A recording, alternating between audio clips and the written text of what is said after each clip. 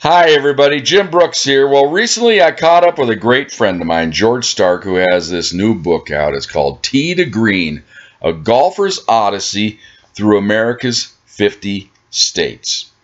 George has played golf on over 500 golf courses in his entire life. And about 5 years back, when he retired, he realized he had nothing to do. He said, "You know what? I've played in all these courses. I've played in close to 30 states. I might as well play in all of them." And being the meticulous record keeper that he's been his entire life, he's a trained statistician. He's always kept these diaries and notes about every course he's played. It's what he does. And it's worked brilliantly because he's been able to tap into that knowledge and talk about all these courses he's played. And then the ones he hadn't played, 5 years ago, he set out on journeys with his friends to make all these trips in different places throughout the United States. And he writes about it in this book. He talks about the state. He talks about a couple of golf courses that he's played in the state. He highlights a couple. Sometimes it's good, sometimes it's bad, but most of the time it's fascinating about all the golf this guy has played his entire life. He's a Puebloan. He grew up here. He went to Pueblo Central High School, class of '79. Our junior golf lives were kind of a way, in a little bit of a mirror image in the way we grew up. He rode his bike every summer day to then City Park, played golf there. Gary Woodside was one of his mentors. You'll hear a story about that here in the interview. I, of course, jumped the fence over on St. Clair. I played 16, 17, and 18. George had played 7, 8, and 9 with Gary Woodside on his junior days. And it's just fascinating that it's all led to this, starting out at City Park, and now he's played in over 500 golf courses throughout the world. And spoiler alert, that's the next project, perhaps, when he plays 18 different golf courses around the world in 18 different countries. I suggested 19, but you'll hear about that. That's a funny story throughout the book. But I hope you enjoy it. Here is the entire interview with George Stark from Tee to Green, A Golfer's Odyssey Through America's 50 States. Enjoy. Hello, friends. Well, it's not quite Butler Cabin, but we're from Pueblo. So this is as close to Butler Cabin as we're going to get. We're at Elmwood Golf Course. We're in the lounge. And we're away from all the people. And it's my good buddy, George Stark, who has just written a book. Here's the book. Tee to Green, A Golfer's Odyssey Through America's 50 States. George, welcome to the Jim Brooks fan page. I'm glad to have you along here, buddy.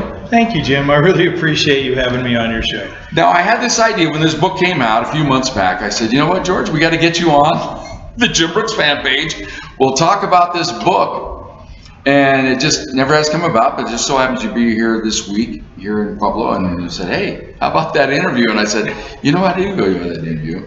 And so it's great to have you on. But tell us about writing this book. I mean, this is an odyssey, like you say. It calls it an odyssey.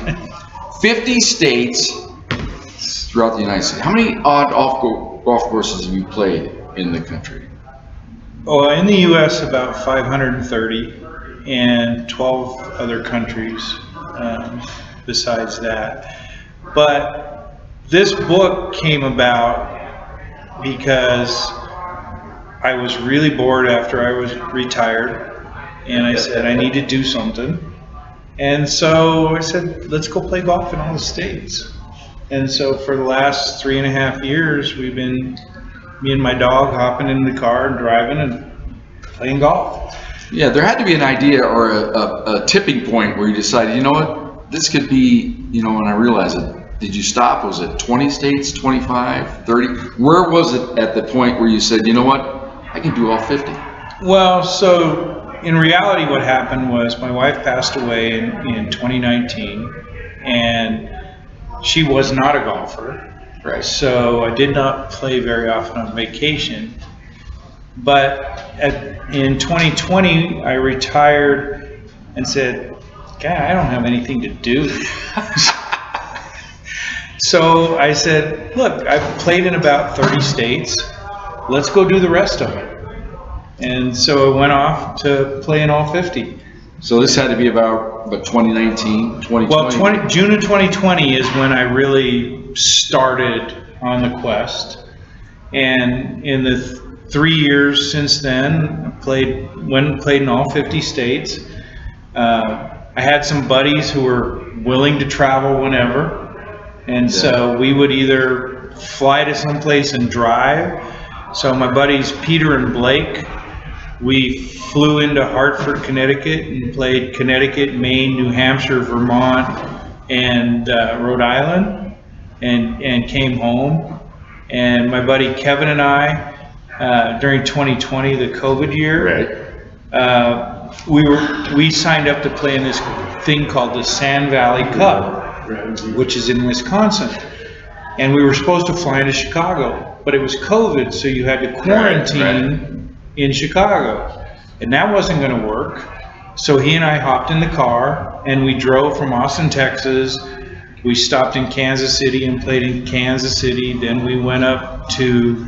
now, did you have your own clubs or did you rent clubs? No, we had our own clubs. Okay, all right. We took our clubs. We played in Rochester, Minnesota, which was very, very weird. And then we drove over and played in Wisconsin. And then we drove home. And so, yeah, I've had Kevin and Blake and Peter on probably 25 of the trips. Nice. So yeah, they've been really good friends, and whenever I said I want to go, they said they were in, and so it's been fun. Man, it's amazing, and all the detail. That's the beauty of this book. Now each chapter starts out. We have the introductory thing, which is great. It talks about all of his life story, which we can get into a little bit here. But it's an amazing life story. It's pretty boring. Yeah, each state, alphabetical order, and you play a couple of courses in each state. Sometimes 3, sometimes 4, depends on the state. But as the book goes along in alphabetical order, each state you pick out a couple of courses that you've played and you detail how the round was. Well, so to that point, for example, Wyoming, I went to college at Colorado State, got my bachelor's degree. We hate Wyoming for Colorado State. It's bad, right? But when I was at Colorado State, I played in Laramie, I played in Cheyenne, but I didn't have any pictures. Okay. Right? So my buddies and I were on this 2,000-mile road trip from Omaha, Nebraska. We went over to Mullen, Nebraska, and we have a good friend, Bill Moretti, who is one of the top 50 instructors in the United States. He made a call to his buddy, Ben Crenshaw, who made a call to Sand Hills, which is one of the most exclusive golf courses in the country. If you can get on there, you can get on anywhere. It's actually the number 10 rated golf course in the world, it's amazing, according to Golf Digest. Right. And to be fair, it was freaking awesome. Yeah, in the middle of Nebraska. It was awesome. And so we drove. We went to the College World Series in Omaha, which is nice, which was very fun. And then we went over and we played Sand Hills and up to South Dakota, played Red Rock in South Dakota, which is 20 minutes north of Mount Rushmore. Okay, I know where you're at, Rapid City. And yeah, so then we went to Sturgis and saw the bikers and had, dinner. I have a T-shirt from Sturgis. Somebody saw me wearing it one time and said, "You've never been to Sturgis. You're not a biker. You can't wear a Sturgis T-shirt." I go, I was there and I have the T-shirt and I like it. There you go. That's a little bit. I never rode a bike to Sturgis, but I ate dinner there on a golf trip. Right. So I've been there, so I love that I'm not a biker. But okay.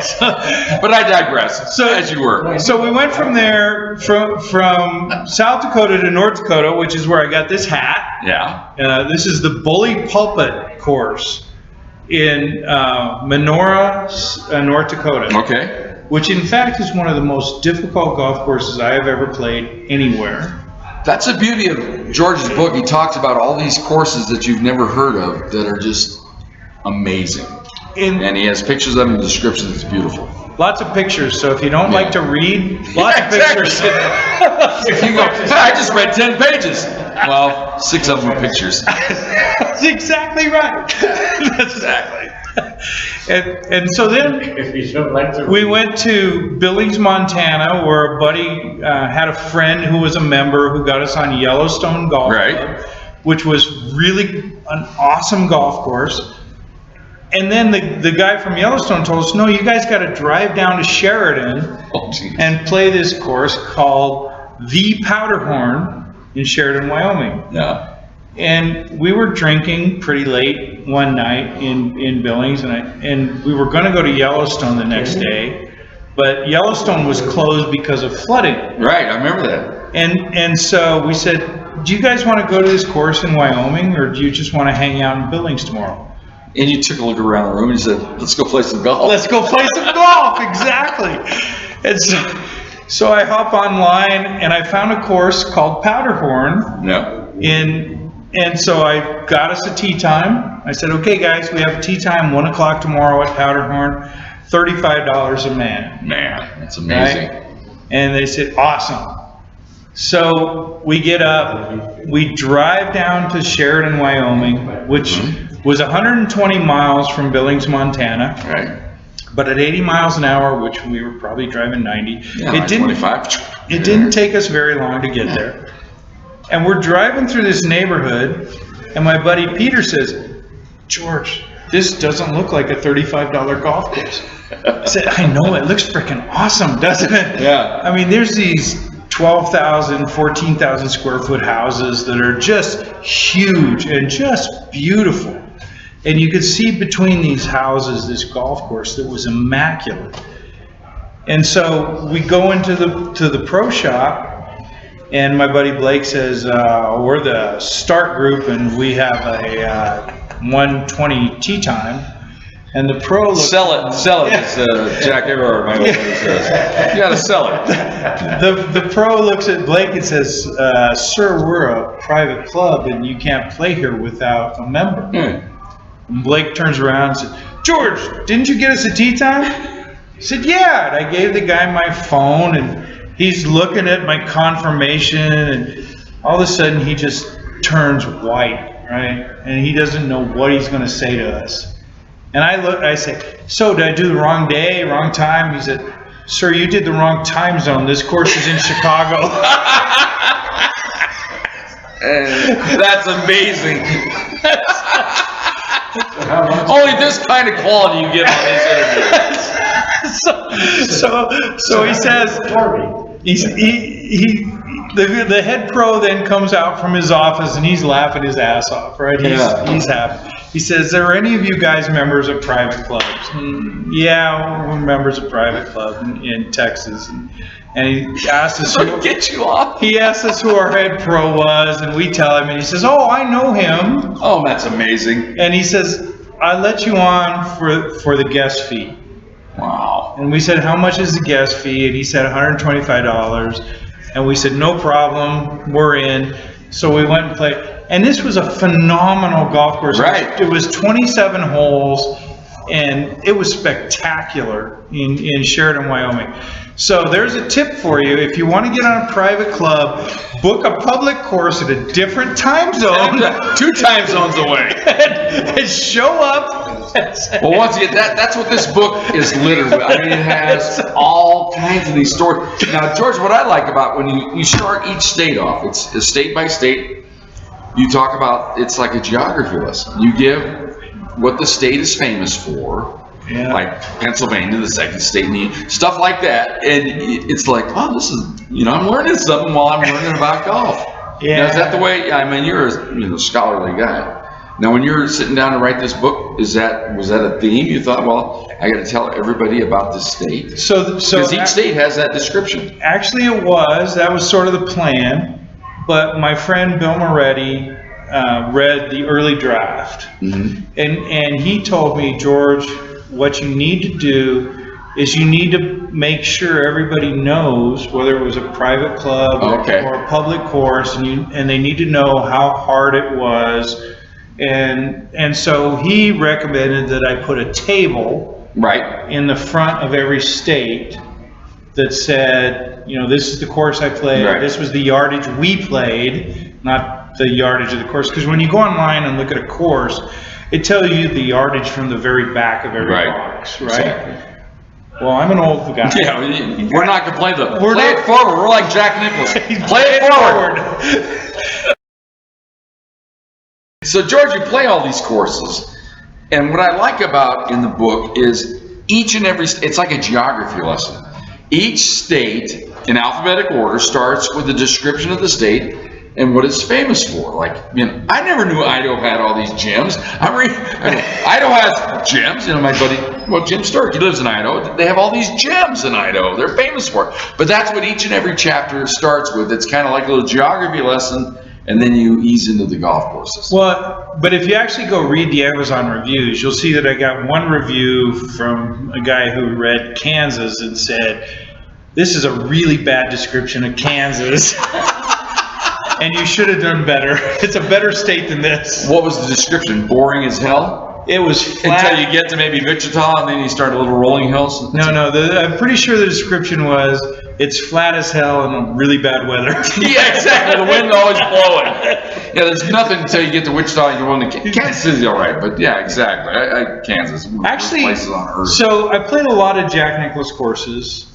And the Jack Nicklaus course that we played in Kansas City is by far and away the best Jack Nicklaus course. Home of Tom Watson, by the way. I have ever played. Yeah, your hero. Yes, exactly. You and him, Mr. Red. Yeah. So what you guys don't know is that Jim kicked my ass in junior golf. He kicked my ass in high school golf, and he's won the city championship a couple times here. He is freaking 4 times? 3.5. That's why I went 3, 4. Okay. Jim. Long story. Jim can freaking hit the ball, and it's really impressive to play golf with him, even though he's an old guy now. Exactly. Very old. Just like you. But you were 18 and 8. Exactly. That's what I like about your description. Each course you went to, you give the statistics from the back tees, and then you say the tees you're going to play. So people of our generation, we go, you know what? I don't need to play 7,300. This course is everything I need it to be at 6,600. Exactly. And so that's pretty much where you played everywhere. You played the tees that were manageable. 64 to 66. Because there's a rule of thumb that however far you hit your 5-iron, if you multiply that by 36, that's how many yards of golf course you should play. This is great knowledge. And so I hit my 5-iron about 175. Right. So 6,500 is perfect. Elmwood. That's where I should play. That's why we flourish. That's how you win 3, 4 city tournaments. That's where finish second 8 times, something like that. So just to blow my own horn for a second, I've finished second 5 times in my club championship. Exactly. I won 2 club championships. Exactly. Down here in Austin? Yes. But then again, each state starts with this great description, makes you want to visit that state, and then you ease into the golf course. And what I liked about it, George, too, each golf course, you weren't afraid. Now, there was only maybe a handful that had states where the courses were really kind of ratty, but you kind of he's like say, you know what, it wasn't that great of an experience, but when it was awesome, you almost went over the top how awesome it was. So Tennessee, Peter and Blake and I, we played in Arkansas, which had a great course called Mystic Creek. Yeah, wonderful public course. I recommend it highly. Then we drove up and played in Mississippi at a resort that had a casino and stuff, Dancing Rabbit, which was very fun. But then we went up to Tennessee, and the course we played in Tennessee sucked. Right. I mean, it was not good. And surprisingly, Tennessee didn't have that many golf courses. Not really. Yeah, compared to a lot of the states. But to be fair, I owe Tennessee another try. Yeah. Because that was the only course I played in Tennessee. Kind of like Alaska, maybe. No, Alaska. Yeah, let's give some states a try. Yeah. So, but I'm trying to give you a reason to go. Go back. Trip. Exactly. Yeah. Well, I need to go back to Tennessee, and I need to go back to West Virginia for sure. Okay. West Virginia, I played a wonderful resort. They had 2 courses: a Robert Trent Jones course and an Arnold Palmer course. Well, they play a tour event in West Virginia. But that's the Greenbrier. Greenbrier, yes. Okay. And we actually have a reciprocal privilege. Well, let's get on the Greenbrier. We could go to the Green. If you want to go to the Greenbrier, let's go. Okay. I'll take you. I'm in. We're there. But the course we played, we got snowed on, and it was brutal. It was October. God, it was middle of October, and we got snowed on. Yes. And it was tough. But the coolest thing about this trip was there were a bunch of states where I went by myself. And I signed up on Golf Now. Exactly. And I all these chronicles in the book. I met some wonderful people. Yeah. Some great guys. And the two guys that I met in West Virginia, we still text each other. We're still friends with. Yeah. You know, it's cool. I mean, that's really cool. When you played with a couple of college players, I remember played the University of Indiana course. That's where it was, yeah. And then you played with a couple of players on the golf team because that was their course for the golf team. They were good too. Yeah, they were good. Well, you know, the Thunderbolts here, they just finished third in the conference, but it's a different game now, George. Yes. We used to play. I mean, we used Bombers Paradise. We used to do fairways and greens. Yeah, and now they just hit it 350, and then you're hitting 7-iron in the par fives. It's crazy. Yeah. But you got to experience that a lot in your trips. Yeah. Because you can see these courses. I mean, one of the courses you reviewed, like 8,000 yards. Hills. Yeah. We always thought like 7,200, 7,300 was long. 8,000 yards, one of the course. Yeah, Erin Hills. And it's in New Jersey. No, it's in Wisconsin. There is an Erin Hills, though, in New Jersey, though, right? Well, maybe not. Maybe, okay, but anyway. But the caddy I had at Erin Hills said that Dustin Johnson, Justin Thomas, and Rory played the back of every box. Right. Which was like 8,200 yards. Well, you have the story in one where you talked to somebody and you said, well, let's play these teams. And we're playing tips. So that's where you learn, like, you're going to play tips. Yeah, so we've all talked about that, but you got that lesson from this guy. Yeah. I'm sorry. I digress. It was unbelievable. Dustin Johnson actually holds the course record there. I think it was 78. Wow. And they were playing 8,200 yards. Man, crazy. It's crazy. Yeah, no. Well, that's some of the other things he drops in his book about some of the different courses where players grew up on and where they, matriculated at, and then some of these stories. Now, George, one of the things that fascinated me is you were good friends with George Archer. Now, people that don't remember George Archer, Masters champion, he's about 6'6", wore the Sanzabelt slacks, and he looked every bit of 6'6", but he won the Masters one year. But you were good friends with him. He was This is fascinating. Nicest guy in the world, and his wife was freaking amazing. And she and I stayed Facebook friends after he passed away for probably 10 years until she passed away. Okay. But yeah, George Archer and I played in a Pro-Am together at Lakeway, and we shot 49. Yeah, you talked about this. It was a shamble or something like that, right? Well, it was a 4-person shamble. Okay. With handicap, right? Right. And it was me, Mark Proctor, who was a very dear friend of mine, Eric Sims, who is still a dear friend of mine. He owns what's called the Blues Day Studio. Okay. So he has blues artists come in and make music in Austin in his studio. And the mayor of the town and George Archer. And we played this Pro-Am at my home course at Live Oak, and we shot 49 that day. That's crazy. It's unbelievable. And George Archer's telling us stories. It was his 999th professional golf tournament, and it was the last one he ever played in. He didn't want to play 1,000? The only reason he played in that one was because that's what qualified him for the PGA Tour health insurance and the PGA Tour retirement. See, some of the stories, it's great. It's fascinating. But he was freaking amazing. Yeah. On one hole, I hit this, I thought, a great drive, right? Right. And it was a par 5, and we had 210 yards from my ball into the green, but we were in the rough, right? Right. He refused to play from the rough. I'm in the short grass. He said, no, we're playing from the fairway. But George, no, we're playing from the fairway. So we go back and we play from 230. Yeah, probably 240, 230, okay. And we all hit it down there, but he hits it about 4 yards short of the green into. Yeah.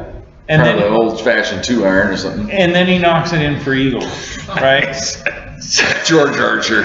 So it's like he had to be about 6'6", right? He was 6'6". Exactly. And what was amazing was, I went to the Masters several years, and he signed one of my Masters flags, right? And he's telling me stories about the Masters and telling me stories about the dinner, and he tells me, you know, when I won the Masters, there was a columnist from San Francisco who was talking about all of the great players, Ken Venturi, Harvey Ward, and he said, and this guy George Archer, he'll never make it. He's too tall. And so after he wins the Masters, he had that article. He had it his whole life. Yes. Right? He cuts it out and sends it to the guy with a big "fuck you." Yeah. That's right. Written on you, buddy. And he sends it to the guy. This is crazy. The stories like that, they're all over this book. I mean, he tells them, and he's had a great life experience. 550 golf courses. Now, people may not know about George. He's from Pueblo. Look at that. We lost our picture. There we are. Right. But Central High School, class of 79. Class of 79. I'm, of course, class of 80. You kicked our ass for years, yes. Well, we were pretty good. You guys won the state championship by 17 shots. We were pretty damn good. But it was you, Steve Ivan, Paul Boucher, and Kevin Chapman. Kevin Chapman was a lefty. If I can hit the ball. Yeah, now Charlie Little, 10th in the South Central League. Charlie Little, his dad was... He couldn't even... Yeah, he was the assistant pro. Charlie Little, 10th in the South Central League. You know... His dad, you know, Charlie, go over here. I would shoot my best round. I shot 74 one day, and I was 5th. People don't understand the old days of Pueblo junior golf. Because you guys just... We had a 3-day tournament one year. I shot 77, 75, 75. I didn't finish in the top 10. Yeah. Because that was in the Bruce Rice era. You know all about those Mark guys. Matarocha, Bruce Rice, yeah. Those guys were good. Jeff Armstrong. We can name them all, but that was crazy. But that's where we go back. And George, it always comes back to where you are at home. Now one of the great things in the book, George, of course, raised in Pueblo all the way through about 18. Then he ventured off, and then you went to work for NASA. Yep. Which took you to Texas, and one of the quotes in the book, you know, well, yeah, I'm not from Texas, but damn, it took me a long time. But I'm glad, you know, something like that. I got here as fast as I could. I got here as fast as I could, and that's basically you've been in Austin for all these years, and people don't realize. I mean, it's quite a life experience, which kind of dovetails into the golf, didn't it? You've been all over the world with your travels, and then it just so happened you played golf, and it worked out where you can play golf in all these different places. So one of the cool experiences I had was actually yesterday. Yesterday, I'm out at Walking Stick with my fiance, and we run into Ken Lewis. Oh. So Ken Lewis was my high school golf coach. Exactly. And so we sat down with him, and you know, he taught me. I play golf with Mike every Sunday, his son. Ken taught me how to hold a golf club. Yeah. Right? Because when I showed up at basic hook grips. Exactly. When I showed up at Central High School, I'm hitting a high fade. Right. We don't do that at Central. No. Ken gets me on the range. In 10 minutes, I'm hitting this massive hook. Yeah, majestic snap hook into the woods. But you know what? He taught me a game for life. It's amazing. And I love my life. I've had a great life. Well, we talk about all our coaches in Pueblo. You had Ken Lewis. I had the Rich Reasoner. Great Rich Reasoner. We had Rocco Piganell. Yep. Rocco, come be my first man. Piganell. Dick Schmaltz. Dick Schmaltz. The Dick Schmaltz Liquor Open. Then there was the poor guy at County that nobody recognized, but Ken Egan. I think there was all these great coaches. But it was and they amazing. all loved golf. It was and they all amazing. shared their love of golf with us. And you talked about your youth. That's basically your youth. You weren't quite as golf intensive as I, but a lot of it was. You got dropped off at the golf course in the I morning. rode my bike. Okay. Because I lived right down the road on Cherry Lane. I was privileged. My mom dropped me off. I didn't ride no stinking bike to the golf course. I rode my bike to the golf course. But we ended up at Elmwood, and that's basically what you did. You played all day long. You hit balls on the ranges. Mo would let you eat all the balls you could pick up in the middle of the afternoon. If you in went the summer, to pick them up, you could hit them. because nobody's hitting balls when it's 100 degrees. Right. So you went and picked them up, you hit them, and you played all day long. And that's basically what our lives were at the municipal golf course. And my sister, Bend City Park. My sister dated Gary Woodside for Oh my a God. short time. My greatest mentor ever. And Gary took me out. I would show up here at 7 o'clock in the morning. Yes. And Gary would take me to play 7, 8, and 9. Right. And then he would open the golf shop. Yeah, emergency 3. We played Now, an see, I used emergency to 3. jump the fence on St. Clair and play 16, 17, 18. Yeah, that was my 3 holes. So you had your 3. I had 7, 8, and 9. Yeah. That's amazing.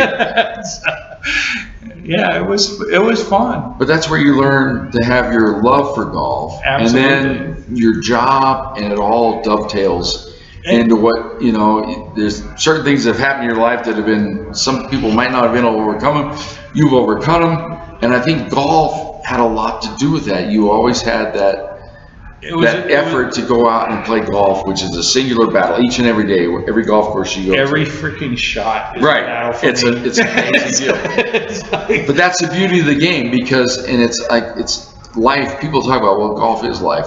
Well, if people treated life more like golf, they would understand, you're going to have failure. Sometimes you hit You're gonna good have shots and they're shitty, and sometimes you hit bad shots and they're awesome. But that's where it started. You went into college. You weren't a college golfer, but you went to college for other things. But then your job and everything let you into this world of just being able to play golf everywhere. Absolutely true, and it's been awesome.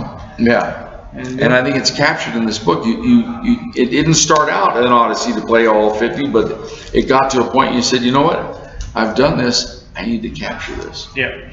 That's exactly right, and it was fun.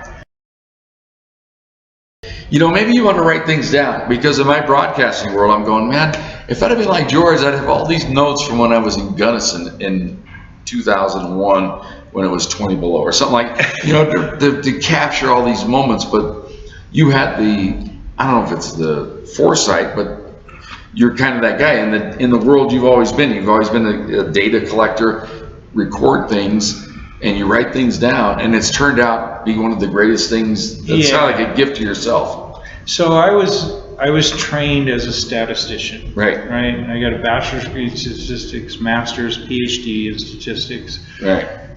And so all you do is collect data. Right.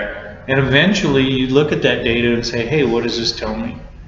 And I don't know if you saw it, but I have every round Exactly. This is amazing. that I have shot since 1996 in a database. Right. And it's not only the score, I made 4 birdies today. I can't remember the shots. It's what golf ball I played. Yes. It's where the round That's was. detail there. It's every shot Yeah. since 1996. And I know I'm not good. Yeah. Well, it makes me wish I'd done it. But It I seems have like great. a lot of fun. Yeah. And To detail all these experiences you've had, and the thing about it is, you've written this book, you visited all 50, but I'm sure the appetite is still there to get out to do even more. Now, is there a world book? We got a lot of, I think you've been to 11 or 12 different countries. There's 200 countries in the world. I don't know how many have golf courses. Maybe you've experienced that. But is that what's next on the agenda? yes. So I knew it. So I've been to 44 countries. Okay. But I've only played golf in 12. Okay, I thought it was 11. Maybe 11, whatever. Maybe you've added one. But Lori and I, my fiance, we're getting married in May. We're going to go play all the British Open courses in September. That's awesome. Right? Yeah. And that's pretty cool. Yeah. And so what I'm thinking is I need to do 18 countries and write a book about 18 courses There you go. 18 countries. Yeah, because 200 is a large number. Yeah. And I was going to take a so 18. I love it. So 18 courses or 18 countries and 18 or so 18, courses. maybe add a 19th. Okay, that's probably a really good idea. For That's the a really 19th good hole idea. there, I'll take a little credit, maybe a free copy of a book like this. You'll get Which a is free amazing. copy. You'll get a free copy. All right, we'll put a link at the end of this where you can get this book. Probably Amazon is the best place. Amazon's the only place. Amazon's the best place to get this book. But George, it's been great, and just going through reading this book, and Thank you. I've read it a couple times. It gives you an experience of where you've been, and it just I'm proud to have known you back when you were a little run hitting little league home runs. Well, Little League singles that went through people's legs and I scored. That's all. Mine never did, though. I always had to settle for a single. I said, well, George always gets a home run and he gets the prize. Remember, we got some gift certificate. I got a gift certificate to the steakhouse one time. Mr. Steak. I never got a Mr. Steak. That was Mr. Steak. Oh, man, I never got it. Because the third baseman always knocked it down and saved the day. Yeah, you should have hit it to Nino Geritano because it went through his legs every time. Nino, we love you. We love you, Dino. George, thanks, buddy. Thank you. Good luck. Once again, here it is. TD, we'll post a link in the end where you can get this book. It's a fabulous read. You're going to love it. And I'm just glad to say I'm a friend of George Stark. And I'm glad you're my friend. Thank you so much. All right.